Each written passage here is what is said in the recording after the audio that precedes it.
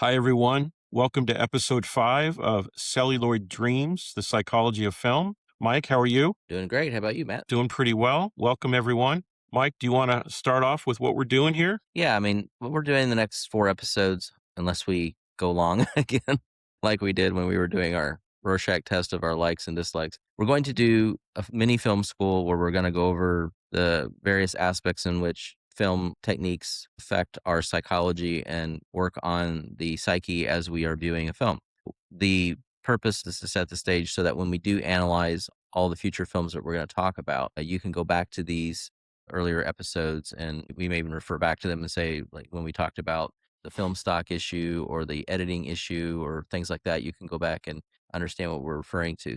Basically, our approach to analyzing films ongoing will be to look at the psychological impact of the film and the techniques that are used to create the emotional or intellectual reactions. Some films will go for your emotions, some will just be more logic oriented, interesting philosophical explorations, and so forth. So, either way, we're hoping that most films that we talk about will have some kind of psychological impact on you to where that makes it a worthy subject of being considered a great film. Also, there will be some episodes where we'll analyze a film as to its subject matter being psychological. So perhaps it'll be about psychologists who counsel people or about mental illness or things of that sort. This is where our focus is going to be ongoing. All right. So with that, Matt, I'm going to hand it back over to you.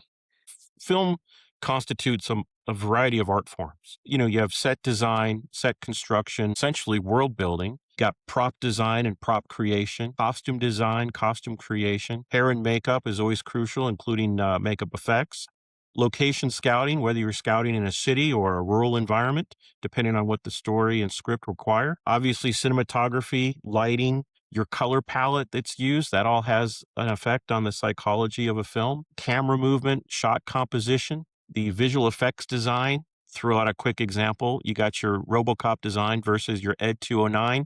I think it's pretty clear from the design which one's the villain of those two. The writing, the performance by the actors, picture editing, sound effects, using the music or musical selections to accent certain moments in a film. So you're talking about so many different art forms that when people say, well, that movie sucked or it's great, well, which aspects was it exactly that were great or that were poor? So it's unfair to look at some films and just say, well, that was just terrible all the way through because there's so many artisans that did their work on the film that maybe did spectacular work and then just the script was bad or something. So a lot of times what people that casually look at films look at is just, well, that person was miscast. So because of that, I couldn't get into it. Or that there was a couple of bad lines here and there. So does that ruin the whole film though, just because there was a couple of mistakes in the writing? So it's important, I think, to have people look at all aspects that they can. And sometimes you might even think that nothing much is going on in a film story wise, but there might be a lot going on in all the other arts that you should be paying attention to because those things were deliberately thought out by the filmmakers as well. So anyway, that's where we're coming from, is to give credit where credit is due across all the different spectrum of the filmmaking process. Absolutely. And, when I go to a movie, obviously I don't love every movie I see, but I always try to find something in the film that I like, whether it's an effect shot, a performance, musical score, something. And usually there's always something, even in movies you want to walk out of, there's always some redeeming factor somewhere. So it's nice to look for what the talent of all these different art forms have brought to the project. Exactly. I agree. So on that, we're going to start with talking about who we think is one of the filmmakers that truly is an expert in crafting most of these areas to a level of perfection. His name is Stanley Kubrick. Of course, most people who've gotten into critiquing films and have it as a hobby or as a profession will look back to his films at some point or another and marvel at the basic consistency of quality that he brings, especially to photography and performance. Well, Kubrick's personality is important. He was apparently a perfectionist, and some would probably call him a taskmaster. Born in America, started his career in America, but then decided to move to England for creative freedom over his projects and had apparently quite the compound in England where he could work on his films at home. And he was a short distance from a studio that he liked to use. He was known to have multiple takes of shots, which drove actors nuts. On The Shining, I think Shelley Duvall's been quoted as saying it drove her crazy. There have been other actors that have mentioned it as well. But, Kubrick was a filmmaker who wanted what he wanted and he got it. And he was a reader, a researcher, a cinephile in his own right. A lot of people say that Kubrick was a hermit, but it's not really the case. He was often in contact with fellow filmmakers, and so he'd watch films and he'd be admiring shots and wondering, well, how did that shot get accomplished? So he would call filmmakers up and ask them how they accomplished their shots in their films, and probably stowed it away in his mind for the future in case he needed something similar for one of his films. Yeah, I mean, his background initially was as a photographer that wanted to get into films. And so he mastered that art before he even picked up the motion picture camera. So he goes about things from the image as being the first thing that we start from. And then, like you said, when it got to be about the performance, he would basically push until he got everything to be exactly what he had in his mind for it to be executed, even if it took way past the budgeted days to shoot, as Tom and Nicole found out on Eyes Wide Shut, where they ended up shooting that film far longer than they wanted to initially. But hey, I mean, this was their chance to work with the master. So, and I think they appreciated that all the same. So, you got to take the bad with the good. And it turned out to be his last film, so they were the last to work with the great man. Yeah. And apparently, by all appearances, this was a film that he wanted to make for probably around 50 years. He was fascinated with the original story. A lot of times when artists get toward the end of their filmmaking career, explorations get more and more personal, but maybe more difficult to execute in some ways. And this one, I think this is one where I understand that even his wife was not terribly crazy about him doing it every time he wanted to bring it up. It's time to do Trom Novel, which means dream story. It was I believe it was a short story. And no, this isn't the time. No, this isn't the time. And then finally, as he was still working on trying to get AI up and running, he finally got a chance to do this one. And so even though he was talking with Spielberg about things to do with AI, and Spielberg, I think, had had enough of just kind of going back and forth with Stanley saying, well, let's do this and let's do that. And, finally Spielberg was like, I think you should direct this film, Stanley. I mean, you seem to have a lot of ideas of what to do with it. And so Stanley went back to do Eyes Wide Shut, and I think he probably got most of what he wanted on the screen. He may not have been quite as sharp as he was when he was younger. Still a lot of great ideas in it. And we're not fully sure we got the entire creation as he intended, since he did pass away before it was completely locked. So Stanley, sorry you never got to do AI, but I think Spielberg did a pretty good job as well of taking what the two of them had worked out together and making a nice blend of both directors to make that probably his final film, even if he didn't actually direct it. And over his career, he didn't make as many films as other directors, but what he has left us is such an incredible body of work. And then getting back to the quality of his work, just an amazing filmmaker who loved the medium. And I think that came out in his cinematic efforts as a director. Yep. All right. So, with that in mind, we are going to dive into Stanley's love cinematography. One thing to note when watching films to fully appreciate cinematography, if you're not able to go to the theater to see a film, then we recommend, of course, watching on the biggest screen that you can have at home if possible. I do project when I can, especially something if I want to really take it in. I have a 120-inch screen that I project onto. Matt, you want to tell us your setup? Sure. I've got an OLED 78-inch in my one bedroom condo, and I sit probably 8 feet away from the screens. Even though I wish I had a 100+ inch projection system, I think I'm doing okay because my 78-inch gives me, maybe it's 77, 78. But, from where I sit, it takes up a pretty good field of my view. And it's exciting because I remember back in the 80s, and even early 90s when I was in college, Laserdisc had just come out. We were able to watch the Criterion version of Blade Runner, which was the entire aspect ratio, 235:1 aspect ratio, which wasn't available prior to that. And nowadays, we've got the technology now that I wish we had back then, where we have widescreen TVs, we have 4K definition, we've got Dolby Atmos sound, Dolby Digital, Dolby Vision picture technology. So on the one hand, it's terrific. On the other hand, I think it's pretty clear to see why a lot of people these days choose to stay home in lieu of going to the theater. And Mike, you and I are two people that love going to the theater. And as long as movie theaters are out there, we're going to continue to do that. Yeah, absolutely. But we also got to do the best we can with life. So sometimes we just have to immerse in home as best we can too.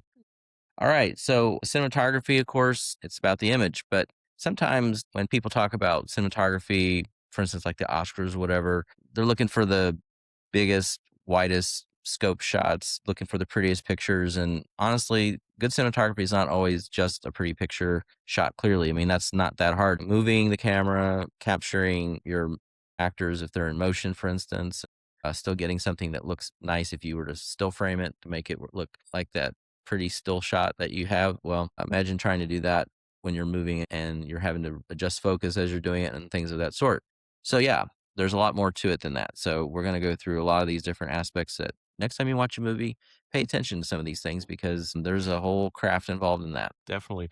And just to throw out some examples in terms of cinematography, you've got films that are bright and clean and image quality is superior. Examples 2001, A Space Odyssey, Lawrence of Arabia. You've got other films that are dark and gritty, and examples of those include Seven. You've got Blade Runner, French Connection, shot in New York and France, also very gritty look to it.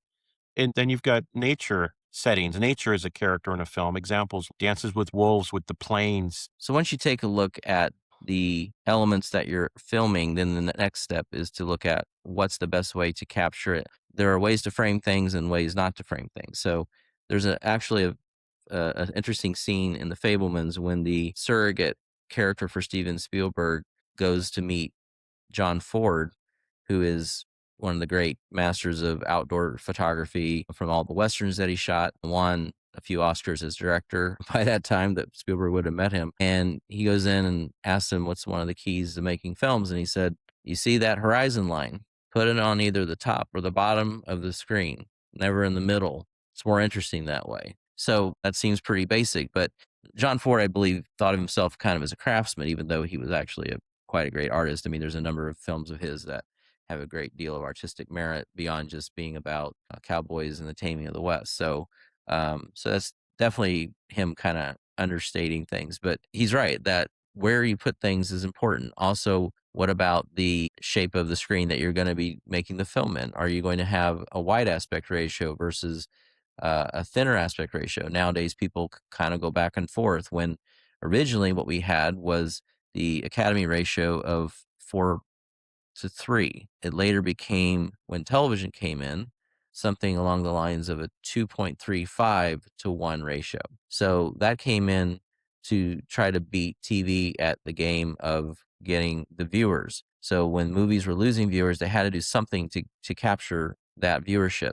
So the first film that came out, what they did is they took the regular 35 millimeter film and they made an anamorphic lens, put all the information on there in such a way that it would have a wider band of what it was showing. Now, a lot of directors were wondering, what am I supposed to do to fill this frame interestingly? So we've got all this space, but a lot of times I'm just having a couple people talking here. And I liked my original aspect ratio because I could just put them in there and do that. Now I got all this extra space that I have to fill. So it made it difficult. So when you got the landscape footage, that kind of helped because having more panoramic view for all this widescreen photography was something that they could really accentuate. So that became the standard for films, and The Robe was the film that got the credit of being the first CinemaScope film in, I think it was like 1950. And then from there, there got to be other types of film stocks that were used and to create the wider aspect ratio. Do you want to talk about some of those, Matt?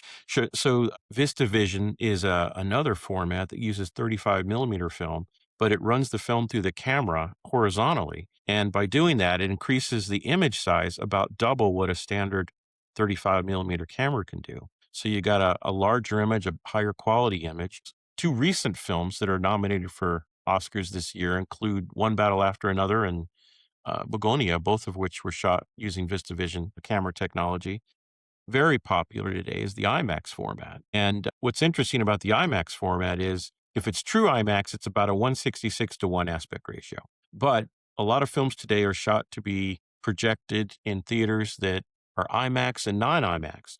So then you've got, when they're making these films, they're shooting them for IMAX, they're shooting them for perhaps a 185 to 1 aspect ratio. And, they have to make sure that what they're capturing in the frame works with both of those formats so that film could be seen as many theaters as possible.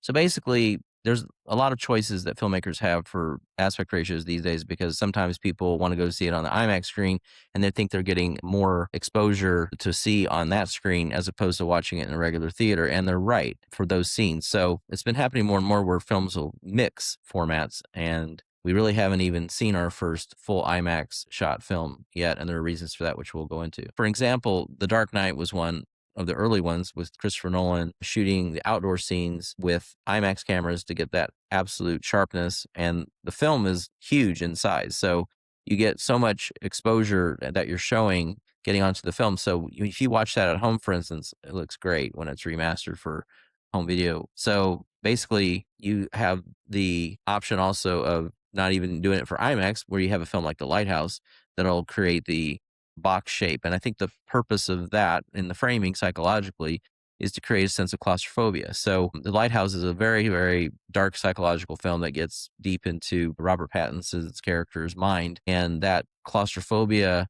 from the boxing in of his world, we feel it as we're watching that movie. So another film that's really interesting in terms of the varying of aspect ratios, and I guess there was multiple ways that you could watch this film. There were so many different venues that you could see Sinners this year where you had a different experience everywhere depending on how many different aspect ratios you could be exposed to. So when I ended up watching it at home, what I noticed was that there were deliberate planned moments when he would shift back and forth from the IMAX to 235 or 239. I don't know exactly what his aspect ratio was. But for instance, there's a scene when there's about to be a big battle scene between the folks that are in the juke joint and the vampires. And so at that point, the aspect ratio goes from widescreen to IMAX and it slowly expands in the frame where it covers the whole screen.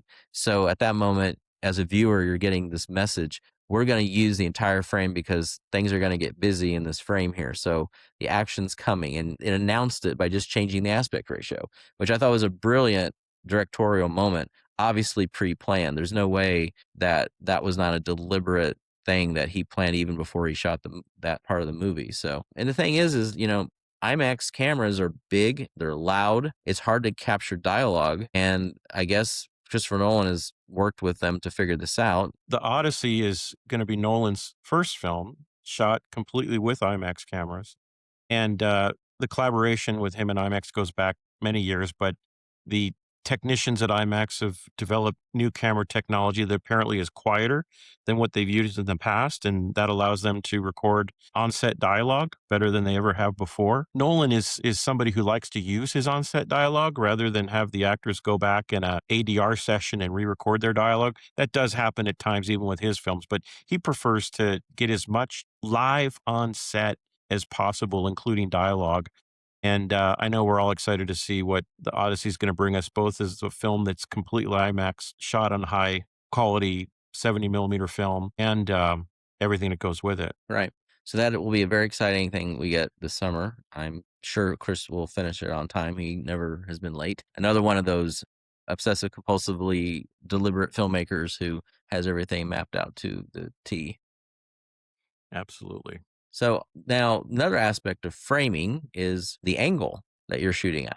So you tend to notice it more when the angle is somewhat off kilter, for instance. So one of the most known and discussed angle issues are using Dutch angles, which are tilting the camera on its side. And so usually these types of angles are used to make people in the audience feel like the world is off in some way. So a lot of times you only use this if something off kilter is happening in the story. So it's smart to use them wisely. Some good examples of Dutch angles go back to the early days in the Cabin of Dr. Caligari, which is a silent film that deals with a person who is most likely crazy and getting into his dream world. A lot of things within the world are in the sets or everything's kind of off, but also the angles of the camera are as well. The film The Third Man, which is a famous 40s film with Orson Welles in it, there's a scene that's when he's being chased through the sewers of Vienna, and there's a lot of Dutch angles used during that scene. So in the modern time, you might think of the first Mission Impossible when Tom Cruise is speaking to Kittredge in a restaurant with a large fish tank behind them, and as he's getting grilled, and he's trying to read the scene with his superior, and he's feeling like something is off, and the camera starts framing their faces from a tilted perspective. And another one of my favorites is in Die Hard, actually, when John McClane meets Hans finally, and he doesn't know that he's actually speaking to Hans because Hans is hiding his accent. But there's a lot of Dutch angles showing that they're playing these little games of, are you who I think you are, or are you not? And those Dutch angles really kind of accentuate that. So there's a little bit of a science behind why those angles are used. And you can really tell when it works when you actually watch a film that it doesn't work. And the example I have for that is Battlefield Earth, where most of the film, for whatever reason, the camera seems to be permanently tilted through most of the running time. And so as I started watching this movie, the more I watched it, the more I started laughing that, is what is your point when you're making this? And pretty much every moment is the same off kilter perspective. So anyway, that's the thing Yeah. about film techniques is you should use them to the point where they are effective. But once the audience starts noticing them, you're probably using them wrong. Now, using my philosophy of there's got to be something redeeming in even horrible films, is there anything you can think of that's redeeming about Battlefield Earth? I'm going to have to think probably too long to have an answer for you by the time we finish this episode. And I I could haven't probably, watched it since yeah. when it came out, so I can't offer anything now. We had some fine actors in the film, but We even fine actors, though, if they're in a situation where they can't really perform their way out of that box that they're put into, Mhm. it's not really to their benefit to be Definitely. associated. So another cinematography angle is your POV or your point of view shot. And this is a technique that can be used to give the audience a perspective as if they're a character in the film, albeit just briefly. Some examples that come to mind are Halloween, where we see the mask go on and you're looking through the eyes of Michael Myers towards your prey. John McTiernan's Predator, there's shots in the film where we get a predator POV with the use of computer graphics for the predator vision effect. RoboCop has several sequences where you're looking through the eyes of RoboCop, whether it's the way he sees things or the way he targets and aligns up his targets in his field of view. Then you've got like a firearm point of view where in a film like, let's say, Saving Private Ryan or Schindler's List or even RoboCop, the audience sees the perspective of using a weapon to target another character and shoot another character.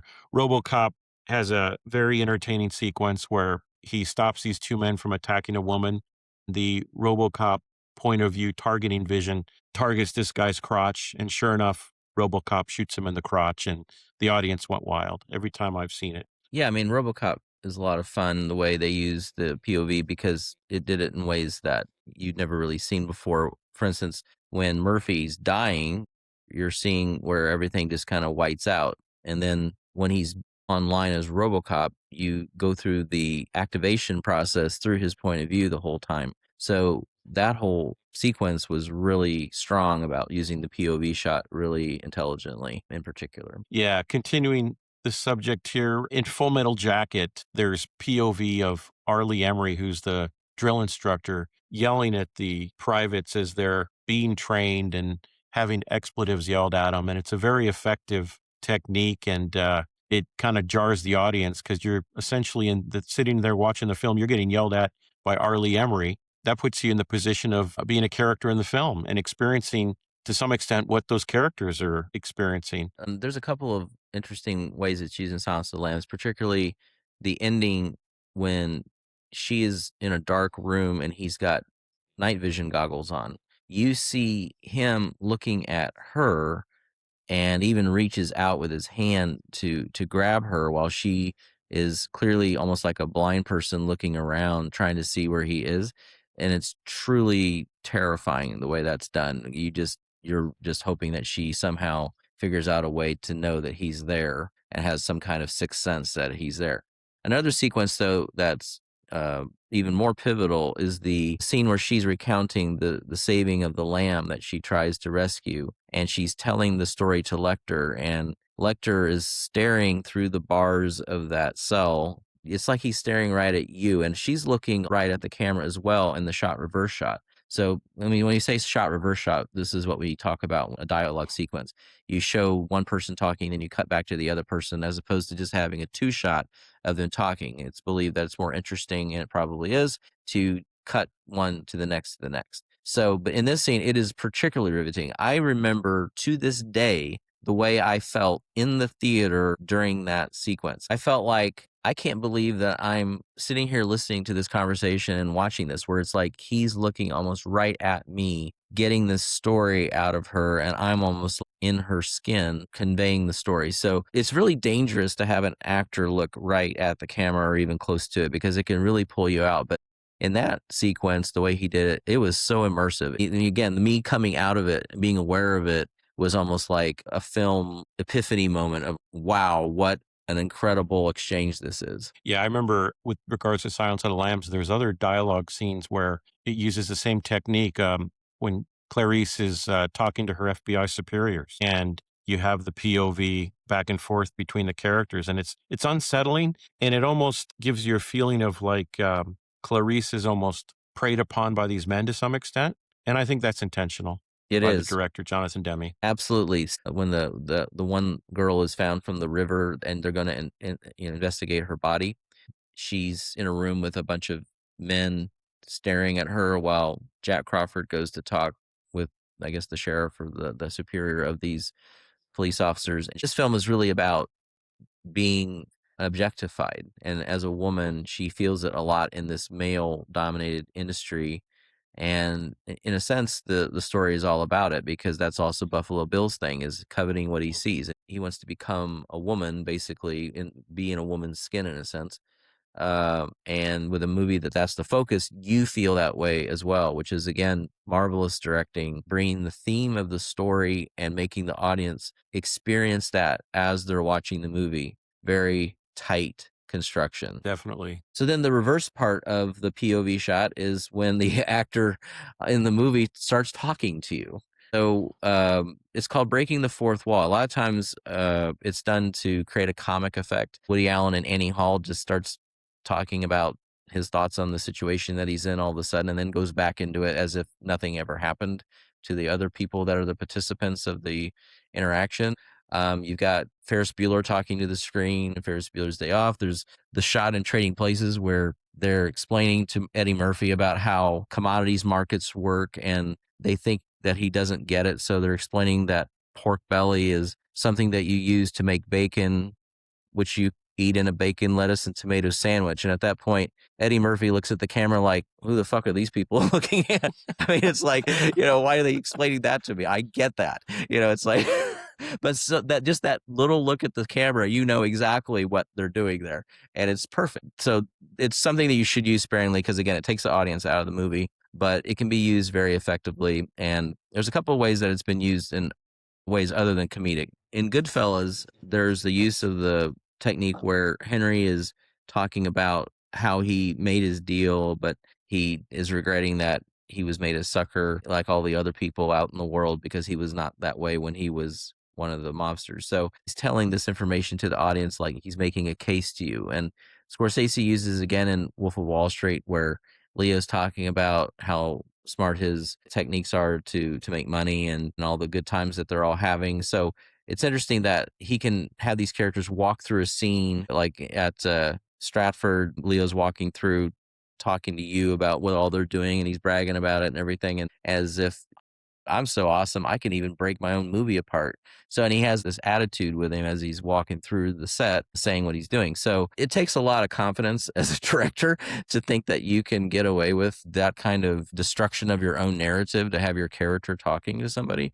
But I don't know. I guess Scorsese might be the only person I've known who can get away with something like that, because he pretty much knows all of his film techniques perfectly. So We also want to talk about the bird's eye view technique, which has been used by filmmakers, including David Fincher and Zodiac. You got a couple shots of a taxi, and the taxi stays still in the frame. And as it's driving, the rest of the frame is moving. The street area is moving. I'm pretty certain it's a digital effect, but it looks completely photorealistic, but it's very unsettling. And in Minority Report, Steven Spielberg did something similar where it's a shot looking from above down, going through an apartment building as these little spider robots are on the search for Tom Cruise's character. And they're zapping all these people they come across to determine if that's the person they're looking for, which is Tom Cruise. And it's just a very interesting technique. You see it used by master filmmakers like Spielberg and David Fincher. Yeah, with Fincher and Zodiac, that shot was a true bird's eye view because you're outside and you're following this cab down the street. So there really wasn't a clear purpose other than I'm going to give you a God's eye view of the situation. In Minority Report, though, there's more of a sense of there's a surveillance thing that's happening here. And by giving the audience member the position of having the omniscient view, and again, they have to take away all the roofs of the sets to do this. So it's clearly a set with no roof, and the camera is just crossing through walls and everything to show as these little spider robots are going and scanning people's eyes to see what their retina says who they are. So you are surveilling the surveillance as the scene is happening, which is a smart, again, thematically correct use of the technique with the subject matter of the story. So in Taxi Driver, Scorsese uses it at the end of the film after the carnage that takes place, and he pans over the devastation of it. And with his religious background, I kind of suspect that Scorsese's going for a kind of God omniscient point of view. Like, look at all this that's happened in my creation below me. It's sort of like you're in horror of all that's happened in the wake of that attack. So the point of view shot from above, again, used sparingly, can be very effective. Moving on from point of view techniques, we want to touch on lenses used and lens choice. Two of the primaries include a wide angle lens and a zoom lens. And wide angle lens gives a large field of view typically with a good depth of field. Depth of field meaning objects in the foreground, midground, and background are usually in sharp focus. Examples that come to mind, Lawrence of Arabia, you use a wide angle lens to shoot characters in the desert. And let's say you've got shots early in the film when it's one, two, maybe three characters in a desert, and you have small little characters in the frame, but you got this huge vastness of desert, which tells you that these characters are in for a long journey and they've got a potentially hostile environment, that they're just a small bit inside of this huge environment. Another example is Stanley Kubrick's use of the wide angle in 2001. I love the shots, and there's a lot of them, but I love the shots of HAL 9000 and his eye. And these are typically locked off shots, but they're wide angle. And it's just very unsettling, especially as the film goes on and we see what Hal is capable of. What you're getting is Hal's perspective of the world. It's Hmm. with a fisheye, so it's extreme wide Right. angle. So you're getting this distorted world view. So you definitely know that Hal is looking in those shots because everything is different than how everything else looks in the movie, and Sure. that's using the language. So then we also have in the modern day we have Yorgos Lanthimos who uses the wide angle a lot. So a lot of times he's got a warped view of the world that he's kind of conveying. So in movies like The Favorite, where we're used to seeing more photography that is appreciative and lovingly shoots these glamour shots, all these lovely settings and people's dresses and everything, he puts a wide angle lens on that makes it all look very warped. So he's got this perspective that all of this stuff is just really off kilter. And so with that lens, he conveys it by just having it warp the whole environment that you're watching in those scenes. Moving on from there, we'll touch on zoom and telephoto lenses. Telephoto lens basically is a zoom lens, but it compresses everything you see in the shot. It compresses the foreground and the background and the midground. So with the telephoto lens, you're going to get a smaller depth of field, and you're going to get this sensation that things that are behind someone, if they're in focus, they seem closer than they really are. So a lot of times they'll use a telephoto lens primarily to fuzz out the background. So when you watch something at home in 4K that's used a lot of telephoto lenses, it's not going to be that impressive to show off your system and how clear everything is because you have a narrow depth of field and maybe the pores on the person's face will be very sharp, but the background and anything in the foreground is going to be fuzzed out. So one exception that would be like if you have an action scene where something's going on way behind the actor and they've got the camera 100 yards away and they're zoomed in big time on something is happening, you'll see some guy running in, a truck's behind him, and it looks like it's right behind him.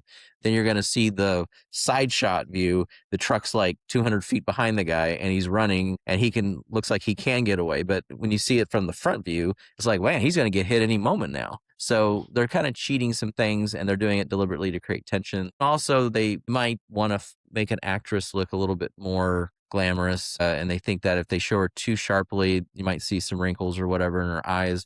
So they give a little bit of a softening of the focus so that it's not completely sharp. And actors too, by the way, there may be some pride in actors as well. But that's historically, they talk about glamour shots. They're probably using a telephoto to do that. There's a shot that I love, the opening shot of the conversation. It lasts for 3 minutes or more and basically establishes several things. It establishes the environment, the location. And then as the camera slowly zooms in on these characters, the sound design is telling us that these characters and their conversation is being listened to. And so the zoom starts off very wide, and then eventually it's focused on these two characters as they're walking and talking. And it focuses the audience attention on them, and it lets the audience know that, okay, these two people out of this whole group of people walking in this area are the two that are under surveillance, and they're the two people that we need to focus our attention on. And Mike, do you want to talk about zoom in, dolly out effect? Right. So there's kind of an in-camera visual effect that's done usually to create a moment of anxiety for a character where you move the camera back or forward and you either zoom in or zoom out. So this effect was pioneered by Hitchcock for Vertigo to create this sense of like the ground dropping away beneath the character in a POV shot.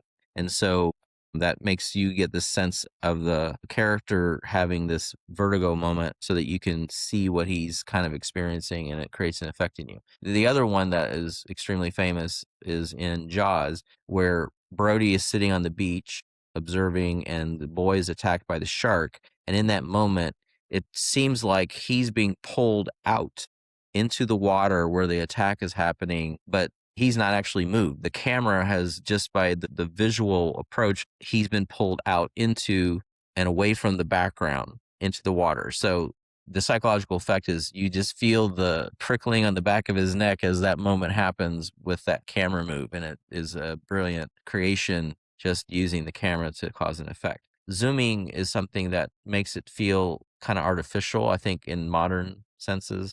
If they're doing a lot of zooms, it's like, unless it's a character who's zooming through a binoculars or a telescope or something, it seems unnatural to be zooming to something that's off in the distance. It's like, why is the filmmaker creating this effect of turning a zoom on a lens as my viewing? So they don't do it as much these days as they did in the 60s and 70s, but they might do it as like a visual effect more. Yeah, I've seen it lately in digital effects. Star Wars Attack of the Clones during battle scenes.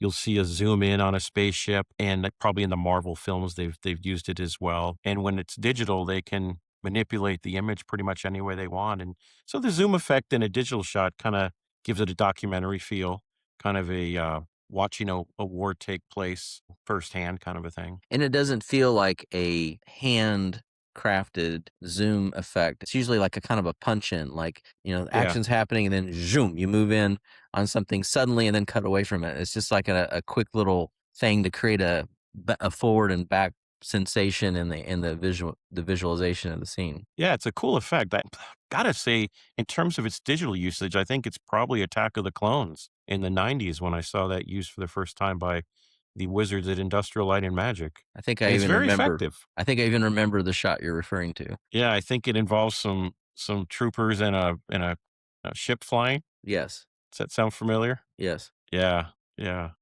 So yeah, the next thing is whether the camera moves. That's a conscious choice as well. So why would you want to move a camera when you can keep it still and capture the information? Or does it make sense to create a certain kind of motion for the point of the storytelling? So most famous filmmaker among filmmakers that uses static is Ozu, who is a Japanese director, that mainly his approach was, I'm going to place a camera on the ground where it's at eye level for a person sitting on the floor if they were having tea, for instance, or a meal. So it's about half the height of a person. and the camera stays there and it just captures what's happening in the scene without moving, not panning, no tracking, just sits there. You're usually sitting to listen to conversation or just observe people in their day to day life moving through the frame. But that's what his approach was, and that it doesn't call any attention to itself. It's just you're sitting there observing. So some people might say, well, that's kind of boring. It's like watching paint dry or something. But I mean, the whole point is to take you down and just let you sit in it and observe it. So other directors like to keep you moving, and it's harder to do that, honestly. So, tracking shot typically follows characters, let's say, as they're walking down a sidewalk, having a conversation. And the effect is typically achieved with a series of tracks with a dolly on the tracks for a stable and smooth movement of the camera. So, typically, your camera rigs are extremely heavy and difficult to move. And so, having the camera setups on a dolly that's then on a track allows you to get a smooth tracking shot as you're following your actor. In certain areas, you might want to get away from that to have more creative freedom. Certainly, budget constraints are an issue. Lower budget films don't have all the toys, such as a dolly and the track. So you got to improvise. And one way to improvise is to hold the camera by hand. So that leads to then what happened in this late 50s, early 60s in France in particular. They were using handheld shots and they were trying not to make the film look so clean and smooth with the tracking shots. And they were trying to create a language that they could use, that they could shoot easily and quickly. They didn't have as much money.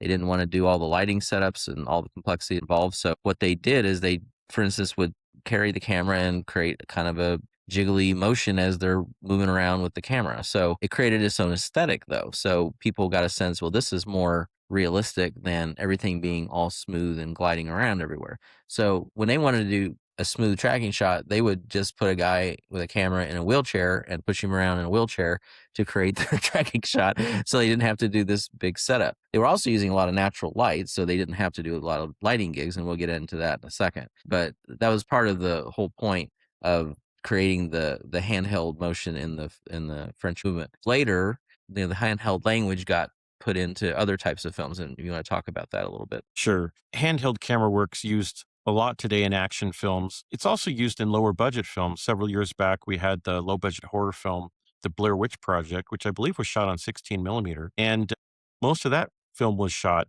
in a handheld way. They didn't have the budget for dollies and jib arms and all these cranes that higher budget films have access to. And it worked for that film, though. It gave it a shaky, horrific type effect. With Blair Witch, the whole point of it was that here's a group of people going out into the woods. They are carrying a camera, and what you're seeing is what they actually shot on this video camera. So the lower the fidelity of the image, the more believable is that these are really people that are just shooting something in the woods and they come across a witch that's playing games with them and eventually kills them all. So that's the whole approach to the movie is that you're supposed to buy it. So if they had a smooth tracking camera as they're walking around, you're not going to buy this is actually found footage of these people that died. So and they even marketed the movie this way because you could never get away with this now with all the news on the internet. But back then you could get away with saying this is real, folks. You can actually watch what happened to these people, and they were trying to hide that the actors were really actors and all kinds of things. So people were, yes, silly enough to think that it was real, and they turned out in droves. So this very, very low budget movie became one of the highest grossing films per budget in history. I don't think that anything's matched it ever, as far as I'm aware, in terms of profitability. So, and it was all because of using your technique to fit into your concept. And taking the handheld camera to higher budget projects, Saving Private Ryan, the beginning of Saving Private Ryan with the assault on Normandy Beach, it's a lot of handheld work. Apparently, Spielberg got a whole lot of people holding cameras so that they can simultaneously film the action that had been choreographed. It's kinetic, it's chaotic, it's horrifying, and it's ideal for the warfare experience that Spielberg was going for with that opening sequence of Saving Private Ryan. Then you've got handheld camera use in action films like the John Wick series, where you've got these amazingly choreographed fight scenes and gunfights, and cameraman's right there, right amongst the actors as they're performing. And it gives it, again, high octane, high energy. You add that with later sound effects, bones cracking, guns going off. really heightens the experience when the camera's right there, which means the audience is right there watching these great fight scenes take place at such a close range. So say though you don't need to create that tension and all that nervous energy in your film, and you want just to follow the action without having it be so jerky and people that, for instance, I can't follow what's going on. This camera's shaking too much. It's too disruptive. I don't want to watch this. So you want it to be a tracking shot that's smooth, but you also don't want to do the dolly. So what you have then is you have a Steadicam operator. They have a device that's attached to their body that will prevent it from jarring too much as they're moving, and they can just go wherever that anywhere that the set is lit appropriately, they can follow it right into the action. So it was pretty early days. I think we talked about this in one of our earlier episodes about The Shining, for instance. Kubrick found out about the Steadicam and he decided he's going to have some fun with it. So, I mean, there's one scene where you literally just follow Danny, riding his big wheel around the hotel, and you do a whole lap with him, just watching him, listening to the wheels hit the carpet, then the floor, then the carpet, then the floor. And obviously he's just enjoying Steadicam following this kid around just for the sake of doing it. So other examples, obviously Scorsese with all of his tracking that he does, he's got to be using Steadicam to go through some of these areas. The scene in Goodfellas when they dive into the nightclub from the street and go through the kitchen to get to the main room, and they're flying in a table, setting it up, putting their chairs in as they walk in the restaurant. I mean, that whole choreography there had to be a Steadicam that would come in after them to do that. Yeah, obviously it's made a lot of freedom for filmmakers to do things smoothly, even though they're on the move in tight spaces. Yeah, the Steadicam came about in the 1970s, and it wasn't the first film, but I think the second film to use it was Rocky, and it was put to great use during the sequence where Rocky's running up the steps and, putting his arms high in the air. Just a great steady shot and an emotional experience for the audience. Yeah. And actually emotion is part of it, is that when the camera is moving, I think it creates a sense of flow, and it can be overused if you're moving so much all the time. So one of the faults of Michael Bay, for instance, is that the camera is moving so much that almost every scene of the movie is like a climax. So it's like, okay, when's this movie ever going to come down a couple of notches on the adrenaline? Because we're just everything is at a heightened pitch, and everything is always flowing and moving and accentuated. So again, it's something you might want to be used more sparingly, because again, if it calls too much attention to yourself, you're watching the filmmaking too much and not watching the story and the feeling of what you're supposed to be into at that moment. So, all right. So then there's other things that you can do to move the camera. You can pan a camera that's locked down. You can follow action side to side without moving. The opening sequence to Psycho, for instance, there's a slow pan across the city. Marion's in the hotel room having an affair with this guy that obviously needs money. And before we even get in there, we're seeing the pan over the city just to open the movie. You can create a sense of the environment, or you can follow action if people are moving within the set. And again, you don't have to reset the camera to move to a different location if you just follow them over. So it can be useful in that sense. So in addition to how you move the camera, also how you light and create shadows has an effect psychologically in what you're viewing. So one of the strongest film industries in the silent era was the German film industry, and they were very much into using shadows to create psychological states in the expressionist films, which many of them were influential on the early horror films and noir films in Hollywood. Some of those filmmakers like F.W. Murnau, who directed Nosferatu. He ended up coming to Hollywood and made Sunrise, one of the greatest of all silent films, and he brought with him his style. So, Matt, talk a little bit about how his style and that of his fellow German filmmakers that came along with him influenced the early sound cinema of Hollywood, particularly at Universal. The filmmakers at Universal Studios took a liking to the techniques used by German Expressionism, including Gothic sets, the use of light and shadow to create their now famous horror films, including Frankenstein, The Bride of Frankenstein, Dracula, The Mummy, Wolfman. And even though they didn't have a whole lot of money, they made sets that were appropriate, but the use of light and shadow created this darkness of the characters that were the heroes of their films and scare the heck out of audiences back in the 30s and 40s. Subject matter, blood-sucking creatures and doctor that takes body parts and reanimates a human made of these body parts. It's pretty horrific. Absolutely. And they really used, again, it's smart to use what you have versus what you don't have to your advantage. And so that darkness, that becomes their world building. It's the production design. And you can hide things in the shadows that maybe if it was garishly lit would look terrible, but well, we can hide it in the shadows and it'll create the effect that we want anyways. I think that, we're seeing a lot of remakes these days, especially of the Universal horror films. And unfortunately, I don't think they're being as well received. And I think you touched on it perfectly.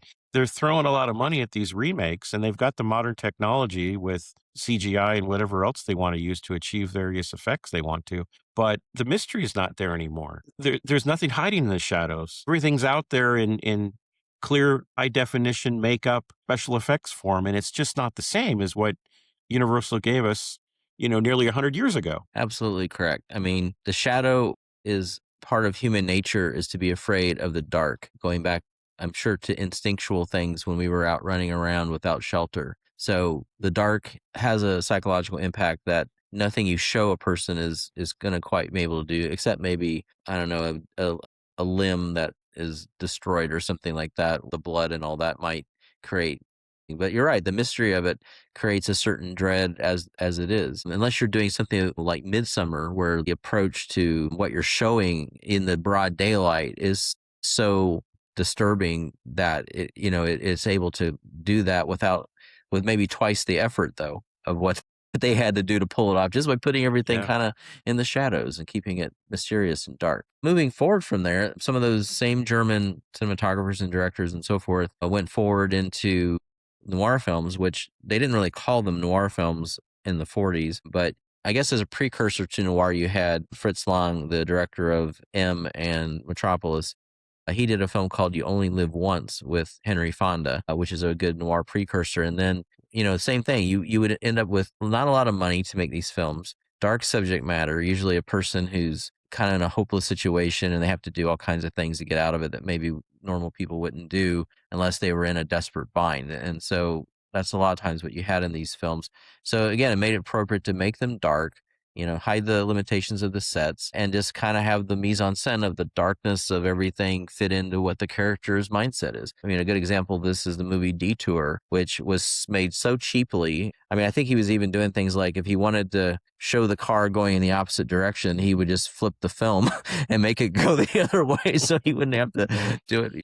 So, but there's a great tradition of using darkness and shadow in film to create these kinds of sensations in the viewers. So it's a very good psychological technique. So then also another thing that you can do to create a instinctual response is using natural light versus indoor light or falsely created light. So I mean, a lot of times they are blasting into windows or whatever when they're shooting a movie, the equivalent of sunlight with all the same rays. But if you can be outside and just shooting, where for one thing, it's so bright outside, if you're shooting, you don't have to worry about an exposure because film is sensitive. It's really hard to get shadow and get shadow detail, things that are darkly lit but not completely black. But in daylight, everything looks great. So natural light is a technique as well to for filming and some of the best cinematography that's ever been done. Obviously, we've talked about it doesn't have to be outdoor to be great, but in terms of just the composition of the elements,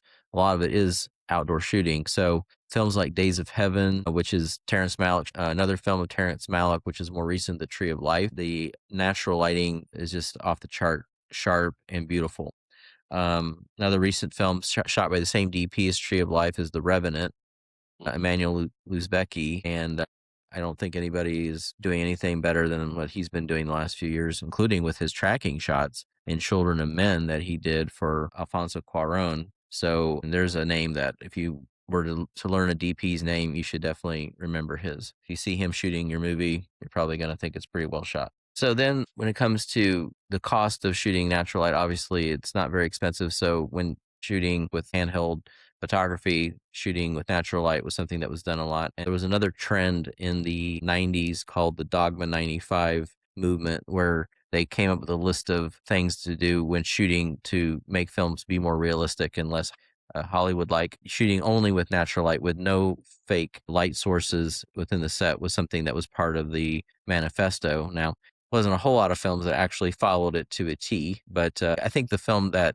even though it was before the official Dogma 95, but was kind of an example of how it should look if you shot that way, was Breaking the Waves by Lars von Trier, and he was one of the founders of Dogma 95.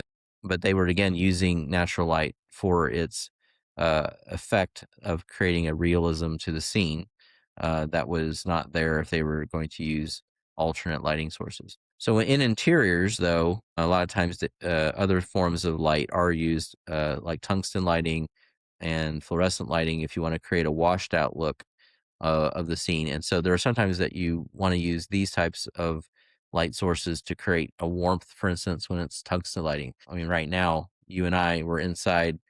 There's a kind of color to your face right now that is not what you would see in daylight. It gives you sort of a more reddish or orangish coloring that otherwise, if we were blasting something that was a fake source of daylight, it would maybe confuse people. Is it day or is it night when we're shooting right now? The fact that there's not a lot of apparent daylight coming in on your face is probably not daylight right now. Hmm. Hint, hint. Yeah, but I think a lot of people will pick these things up kind of naturally, even if they don't think about it, what the light source is. And there's also issues of light placement that you can kind of piece out when you're watching a film, because if you are using sources of light that aren't daylight, you can try to figure out where do they put the lighting to set up this color scheme and this, the shadow and light scheme that I'm seeing in this image right now. Sometimes they'll put a light behind the actor to create a halo effect on their head. Backlighting is what they call it. Sometimes they'll do from one side, like I think I'm getting a shadow on my face here because I have a light that's more on one side of me than the other. So if you want to pay attention to those things as you're watching the film, and say it's your third or fourth time and you're just wondering, how do they do that? You could just sort of make a little experiment with yourself of trying to figure out the lighting scheme. Stanley Kubrick was one who really detested stage lighting. And so when he was in production on Barry Lyndon, one of the things he really wanted to do was focus on natural indoor lighting. That's when their use of special lenses, light sensitive lenses, and the use of candles came to play to light a lot of the interiors on Barry Lyndon. There's a film nominated right now for Best Picture called Train Dreams, and they use very similar techniques, candles for the interior lighting on Train Dreams. Right. Yeah, and the thing is that the effect, for instance, on Train Dreams, they were trying to create a sense of this is how it would look without tungsten lighting because he didn't have any electricity. And even more so with Kubrick, I think he was trying to emulate paintings that Hmm. he saw from that period. And so he was trying to capture a painterly quality to the image that only that sourcing of the light would make it seem that way. And there was Hmm. shot after shot in that film that you could just put it up on your wall. Yeah, beautiful imagery. Yep, it's definitely up there as one of the top examples of cinematography. Not modern day technology now with the digital cameras, they have very highly sensitive image sensors, which allows these digital cameras to be used in lower light situations. And unlike in the past where they had to flood a set or a location with a lot of light, nowadays they don't have to do that as much. And they can shoot, with natural light. They can shoot with minimal light on a stage much more effectively than they could in the past because of the new cinematic tools they have at their disposal. Right. So yeah, now we're getting things that before they couldn't really get so well at night. For instance, in a city, Michael Mann has made a career out of now trying to capture Los Angeles in various times of day. And Collateral, he pretty much just was experimenting with how deeply into the darkness of the LA streets and skyline can I get with my digital camera throughout that movie. And Fincher, I think, had some fun in San Francisco as well with Zodiac. Yeah, absolutely. And Fincher now is strictly digital. I don't think he plans to shoot on film ever again. Well, that makes sense because the amount of control that he can do with digital, I think, is more substantial. And I think he obviously works with DPs that know how to create the filmic look, or Mhm. they'll do it in post if they have to make it look filmic, and probably gives him even more control over the image than he would have otherwise. Absolutely. So the other thing, other than light and shadow, that would be so impactful on film over the years would have to be the effect of color in black and white. So Most things, of course, were black and white to begin with, and then you would have isolated instances such as The Land of Oz and The Wizard of Oz, where suddenly you go from black and white to color, and Gone with the Wind was in color, even though both were in 1939. So most films were not made in color at that time, and very few were made that way otherwise. Technicolor was much more expensive than shooting black and white, and honestly, the way people thought about how to shoot things anyway was, well, color is more for the fantastical, like a musical or some kind of really superlative type setting. Everyday life should just be black and white. If it's a drama and it's just a bunch of people that are having everyday interactions, then we don't really need to make that color and spend all that money. So it became a way of how to view the types of stories that they were telling. And then later on, it got a little bit more complex. Yeah, even contemporary filmmakers today will mix color and black and white. For instance, Christopher Nolan's Memento did a great job of mixing the two formats and intercutting the two different color formats during the film in order to tell a story. We talked about a little bit in our earlier episodes that there was a strategy where the film was in color for his retro amnesia effect, where we would go backwards from scene to scene. But there were these black and white scenes that he was talking to somebody on the phone that were seemingly moving forward in a linear storytelling line, and we weren't sure what is the point of these separate scenes. And so, like in Wizard of Oz, he does a brilliant black and white to color transition where when the black and white scenes meet the reverse scenes in the story, there's a merger that is characterized through the shift from black and white to color. So then you kind of know, okay, so now there's been convergence in the story at this point. So using your film techniques in smart ways to create a psychological effect, that should always be your strategy if you're going to make a great film. And Spielberg, when he was in production on Schindler's List, decided to go with black and white to replicate the look of Poland, 1940s, World War II era. And the entire film's in black and white, with the exception of the little girl in her red overcoat. But that's the one bit of color we get in the film is the little girl. And then, of course, those that have seen the film realize that the little girl ends up becoming a victim of the Nazi regime in the film. Right. And I think the end with the modern day Jewish descendants of the people he saved that put the stones on his grave is in color as well. that's So, true. but you know that 1940s in real life was black and white. So Right. that's why they had to shoot in black and white. No, the Yep. reason why I say that is because I think there is a sense of people that maybe didn't live through the 1940s that because of old movies, people have this sense that the world was black and white or something. And Yeah. you have to show the 1940s in black and white because that's the way it was. And it's like, that was Yeah. not the way it was. He took the same approach with Saving Private Ryan. But not black and white, though. What did he do there? On Saving Private Ryan, he's working with the same DP as Schindler and the films he did after Schindler's List. The color was kind of desaturated in most of those films. But in Saving Private Ryan, from what I understand, is that they would pre-flash the film so that when they did the exposure, it would be less sensitive to picking up color. So it creates not a black and white result, but it's definitely muted in its color scheme. So, but that again creates that same documentary-esque quality that you got in Schindler's List of like, okay, somebody captured this back then and when they shot it on Omaha Beach. So Right. even though obviously they didn't. Yeah. And jumping ahead to Minority Report, they might have flashed that film too, because Minority Report had that interesting look to it. Again, might have been the same effect. Yeah, I haven't studied all of the Spielberg Kaminsky films, but I would assume that they're probably doing something, whether it's pre-production or in post, to create those effects. There are films like The Mist that were shot in color, and then later on, Frank Darabont, guy you're a fan of from Shawshank Redemption, this is true. decided that he felt like The Mist was a film that was better watching it in black and white because it reminds him of the old monster movies. Again, Interesting. using that film language that will affect people subconsciously, maybe even Yeah. instinctually. Yeah.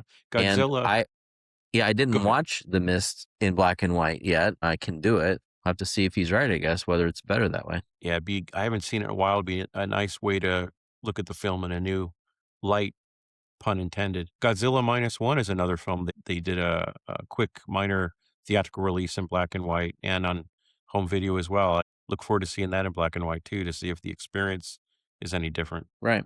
So then there are some filmmakers though that deliberately will mix film stocks and mix color and black and white to create an effect that's similar to what we're saying about having a documentary-esque feel. So the guy who pretty much mastered this was Oliver Stone in the 90s with JFK, Nixon, and Natural Born Killers, where definitely there are strategies involved there. Some people would call it, especially in JFK, as being propagandistic, that they actually were kind of criticizing him that, we don't know what's real and what's not with him because he's changed film stocks and everything, making things look like the Zapruder film that aren't the Zapruder film and all this kind of stuff. And he's just trying to trick us. But actually, I think he's not necessarily trying to trick as much as he's trying to use techniques to just effectively convey this perspective that he has about what is real and what is not. I think it's extremely complex. I think also remember this, JFK was not edited with digital editing at the time.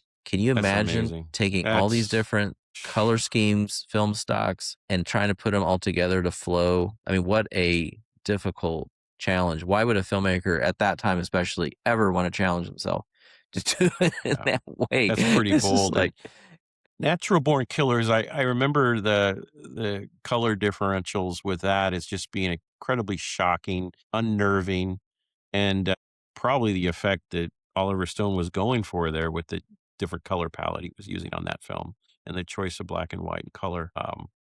And there might have been some even use of negative exposure cut into Natural Born Killers. That film was just, it had a psychedelic feel to it. talk about psychology of film. I mean, that film, I mean, actually, when somebody went out and killed someone and said that they were fascinated with that movie, I think they tried to sue him that he was somehow responsible for that person being affected by it. So, I mean, it is a hyper violent and disturbing film, but I think it's part of that disturbingness comes from its commentary about society. Another fairly recent film that combined the use of color and black and white was Maestro, directed by Bradley Cooper. And we have black and white for the earlier days of Bernstein's life, and then color for the present day character interactions of Bernstein in the film. Yeah. All right. So as we kind of discussed a little bit recently, there's also the issue of film stocks. We mentioned it in regard to widescreen versus Academy ratio, things of that sort as well. That the bigger film stocks, they create a higher resolution. Starting off with the largest format available, that's your 70 millimeter format, typically your IMAX format. Great image quality, the best image quality actually in terms of celluloid. A slight offshoot from 70 millimeter is 65 millimeter, which has been used a lot for visual effects shots. And pre-digital era, the reason they did it was back in the day they had to use optical printers to combine all your different elements of a visual effects shot. So if you had a larger image size, therefore a higher quality image, you wouldn't have as much generation loss as you're optically combining all these different shots. And so I think ILM used a lot of 65 when they were shooting effect shots for Star Wars. And even films like Die Hard, I think, used 65 when they were shooting some of the visual effect shots with the Nakatomi Plaza building. In terms of films that use 70 millimeter, Nolan with his IMAX films, and soon The Odyssey shot completely in 70 millimeter and IMAX. 2001: A Space Odyssey, Lawrence of Arabia, these films, the film restorers must love like 2001 Lawrence of Arabia because that image size, 4 times the image size of a 35 millimeter frame, it gives the restorers a lot to work with. And it probably resulted in some better quality 4K restorations than what we've seen with a lot of 35 millimeter films that were shot in the 50s, 60s, and 70s. Mike, you want to take it from there? Yeah, it makes sense. I mean, more information means more that can translate into the digital transfers. If you start with more, you're going to end up with more too, for sure. So and then recently, I think Paul Thomas Anderson used 70 millimeter for the master, and even more recently, VistaVision for um, One Battle After Another. So trying to up the quality, and of course, One Battle would be one of the leading contenders for cinematography for last year because of that approach. So now there are some that actually choose to use a lesser standard though, and you have to ask, well, why would you want less information? But as we've said before, sometimes the budget demands it. And then secondly, the aesthetic demands it as well, if that's your approach. So some films that use 16 millimeter, Texas Chainsaw Massacre, the idea of going lo-fi was appropriate for trying to capture that gritty subject matter. With Pi, he was going for dark and grainy that kind of captured again the psychology of the lead character. So the fact that he didn't have much money and was shooting black and white, 16 millimeter made sense. And I guess he kind of liked some of what he got from that, because even when he had more money for Black Swan, he shot that on Super 16, which there you get more width on the image, so you can get the 185 to 1 aspect ratio using the film for that. And Black Swan, again, very dark subject matter, potentially schizophrenic lead character, hallucinating and having all kinds of distorted views of reality. So it works for that. Another couple of films that in recent years have used the Super 16 format include The Hurt Locker, Catherine Bigelow's film, and it's used to great effect to complicated documentary style.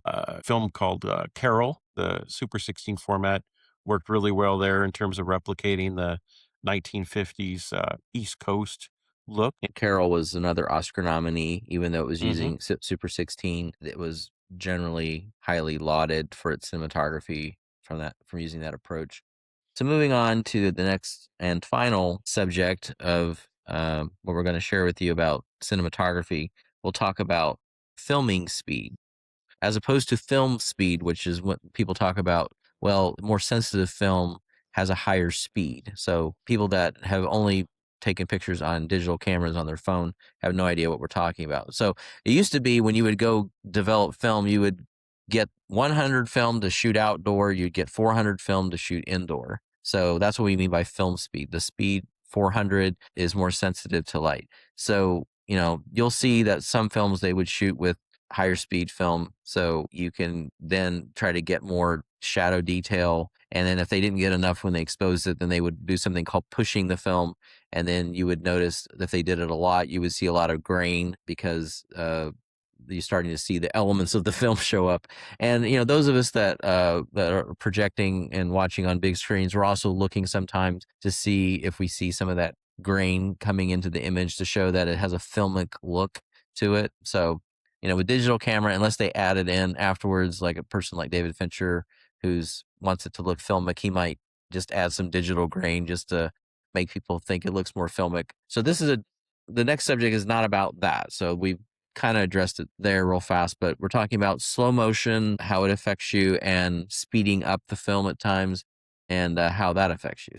So start off with slow motion. I mean, if you've seen anything done in slow mo, you probably have picked up that they're trying to create something kind of operatic and elegant and flowing, and it's creating a beautiful element to the image that you don't have in normal life when people are just moving at normal speed. So to me, the master of this kind of shot is Brian De Palma, and the most perfect use of it in a dual sense is in Carrie, which is one of my favorite films. And part of the reason is the elegance of everything that happens in the prom. So when she wins the prom queen, and you are totally taken into her view of the world, because everything slows down and she sees everyone loving her. And the whole time before this, she's always been the outcast and weird. And now, though, she's fawned upon by all these admirers. Meanwhile, though, intercut with that slow-mo is slow-mo of the people who are planning their prank on her that's going to destroy her life. And the tension is building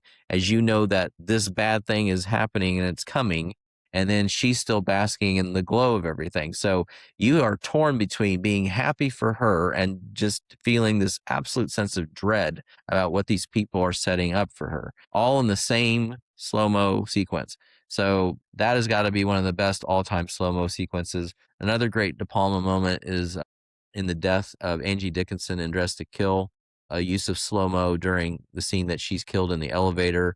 There's shots of the witness catching her in the mirror, and this extended moment of time slowing down as a person realizes that they're witnessing her be killed, but seeing the image of the elevator doors opening with her on the ground, and realization of that happening. Anyway, so that's a couple from me. I guess I have one more. I remember a shot in the game when, to create a sense of paranoia, the film moves from normal speed and slows down to a slow mo of Michael Douglas. You get this sense that, because he's now in slow mo mode, that the world is kind of taken on this sense of ominousness, like maybe he's being watched while these people are messing with him. So definitely Fincher using the film speed to create this moment that otherwise would be nothing. I mean, it is completely created through a film technique. So My first example of a slow mo technique was from the Wachowskis' 1990s film The Matrix, and it utilized actually several still cameras to capture the image that were then combined digitally. And the first time it's used, it's a technique they nicknamed bullet time. That's what the effects crew decided to call it. It's used initially in the first part of the film with Trinity jumping in the air and kind of getting this kind of like a swan pose or something where she's about to kick this police officer. And it is used later on in the film where Neo is falling backwards and moving as bullets are coming at him, and hence the term bullet time. But it's a cool technique. I think that was the first film that actually used it. It was ripped off a lot after that. There's many films that copied it, including some comedies. But The Matrix was unique because it's a sci-fi film in a digital realm, and so things don't function the way they do in the real world. And so the bullet time technique just gives the viewer a great example that, yeah, things are not quite real and physics can be played with in the Matrix. Another example is Brian De Palma's The Untouchables. There's a train shootout sequence that was actually kind of borrowed it from Battleship Potemkin, where there's a baby in a carriage and it's a long, drawn out slow mo shootout sequence with Elliot Ness, played by Kevin Costner, and his fellow officers going up against some of Al Capone's heavies. And it's brilliantly shot. It's brilliantly cut together, and it's one of the real suspenseful kind of has you on the edge of your seat because the character that's in jeopardy here is a child in a stroller. So another example is Sam Peckinpah's The Wild Bunch. This film uses a lot of slow mo for violent shootouts and blood packs, squibs. At the time, it was considered extremely over the top with violence and blood, and it got a lot of criticism for that. But in the years since then, I think it's pretty tame by today's standards. I think we've all kind of seen some pretty shocking, violent films that go beyond even what they showed in The Wild Bunch. But it was pretty unique at the time, especially for a Western. And then finally, there's a beautiful shot in Oliver Stone's Platoon where Sergeant Elias, played by Willem Dafoe, meets his end. And it's a slow mo shot where he's being shot. He falls to his knees. His arms are up outstretched, almost kind of like in a Christ crucifixion manner. And it's very, it's tragic, but at the same time, Elias was kind of a hero in the film. And so it's extremely emotional to the audience to watch his death. And Oliver Stone's choice to use slow mo to show it overemphasizes the tragedy and the emotion that the audience experiences with it. So, yeah, and the operaticness of it is mm, accentuated by using adagio for strings, hmm the classical piece over that moment, and it is yeah. very stirring. So there's one more I want to cite because it's been used so much since then. It's the scene at the beginning of Reservoir Dogs when Mm. the whole group is together at the beginning. The only time in the movie after the Madonna discussion at the breakfast table, like a virgin discussion. They're walking together down the street, and what they're doing is, I guess he shot it at normal speed, but they removed, I think, every other frame to kind of create this kind of jarring slow mo. So like you can tell when slow mo was intended in production and when it was added in post production because of the staggering of the imagery in post that happens. So unless you can interpolate digitally to fill the space, then you're kind of stuck. But yeah, in Reservoir Dogs it opens and it has the slow motion. It's the cool walk as they're all walking together, and this has been ripped off by so many movies since then. Like anytime I see the slow mo cool walk of the group walking together and they're just kind of like moving, like, and it looks so tough, I just laugh because it's like, okay, you're just ripping off Tarantino like all over again. So it doesn't work on me anymore at all. That's So, interesting. I didn't know they didn't shoot that for slow mo. I didn't know they cut out frames. That's interesting. I had well, not heard that. that's what I read.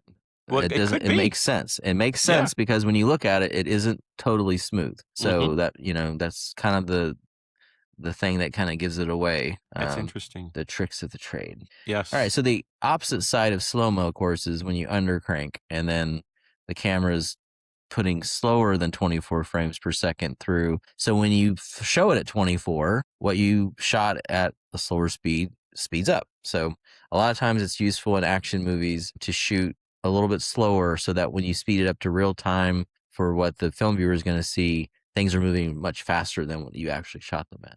So another little trick, folks. But definitely you could tell on some things like the Road Warrior. Okay, that's all happening a little bit faster than it should there in this action Mhm. scene. It's just a little bit too frenetic for real life, so they probably undercranked. Other times in film, when I picked this up, Nosferatu is kind of funny actually. Count Orloff is running through London, moving his coffin, and he's just zipping down the street in this abnormally fast speed. And I'm sure at the time it was probably kind of alarming for audiences, but I mean, for me, it's a little moment of levity actually that kind of makes me laugh a little bit. He's like running around like a Keystone Cop, so kind of interesting. But Nosferatu is a favorite of mine, so I don't fault it for that. And then Buster Keaton doing his stunts. They did some of that where they would speed things up a bit. And then a lot of times it is used for comic effect, though, deliberately. And Kubrick did it deliberately in A Clockwork Orange when Alex has his three-way with those girls, and they don't want to. I mean, it was already going to get an X rating anyway, but so without having too much explicit sex in that scene, I mean, everything happens so fast you can't even tell exactly what they're doing, except maybe you might see that he's kind of thrusting really, really fast for a few seconds before switching places and getting with the other girl. Or whatever. I mean, it's just, but it's funny and it's meant to be. I mean, it's a little bit of the humor that Kubrick had in that film. Do you want to talk about a couple of your own? Sure. So Baz Luhrmann's Moulin Rouge has some pretty impressive dance sequences, and he would do the fast motion photography on some of the dance sequences, and also with editing, just made the dance sequences really high energy and kinetic and fast moving and sexy. I think the effect makes a real sexy kind of dance sequence. Romeo and Juliet did a similar effect. Some of these action scenes, things are just so like exaggerated and just sped up that again it creates that energy. I mean, they're already saying all the Shakespearean language very, very fast a lot in the delivery anyways. It's just another thing that adds like an element of adrenaline to I guess they didn't want to be your grandfather's Shakespeare when they did it. They wanted it to be something that really captured your attention, even though they're using all the Shakespearean language throughout the film, but they didn't want it to be boring for the younger viewers who they were trying to appeal to by having Leo in this film. And so he obviously used it to even more effect in Moulin Rouge later. I've already touched on The Matrix in terms of its use of slow-mo. The Matrix also had some shots where it would do the undercranking effect where the motion was sped up. I think they actually combined it in two shots where it went from slow-mo to fast-mo for real violent kind of kinetic effect and fight scenes. Yeah. So I think he was like moving in slow mo, and then like the hit would be fast or the block would be Mhm. fast, and just it would kind of go in and out. So yeah, he was Yeah. just kind of controlling his reality by showing that effect. And then another one that used a shift from high speed to low would be Requiem for a Dream, where they would get high and just everything would be going really, really fast. And then you see it all slowing down as they crash, and then they're all low and everything is just slowed down to a crawl. So definitely, doing some of those things to create a psychological sense of the experience. In the case of obviously Neo and the Matrix, you're creating something that goes into beyond our experience reality, but that's where film can take you with it. And then the final note on this subject to talk about how the beauty of cinematography and all the elements coming together.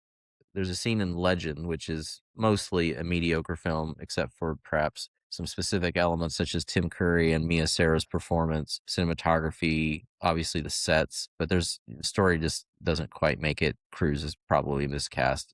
But there is a sequence in it that is one of the most beautiful sequences, mixture of, again, music. I guess if we're talking about the American cut, we're talking about Tangerine Dream's score as opposed to Jerry Goldsmith's original score, which I've never really sat and watched the whole film with Jerry Goldsmith's score, but there's a perfect fantasy sequence where they're watching the unicorns and he's giving this as a gift to Mia Sara's character. She can see them, and so she goes up to touch them, and all this is done in slow motion, and the music is very tense and beautiful. And then when she does it, the goblins that are tracking them shoot a dart into one of them, a poison dart, and the horses start running. So the whole everything starts to collapse because these fantastical creatures that are pure have been sullied by this moment and by the attack of the dart. So the cloud starts clouding over, everything starts getting dark, and then there's this sequence where the unicorn is kind of collapsing from the poison dart, and it's in slow mo as it falls to the ground.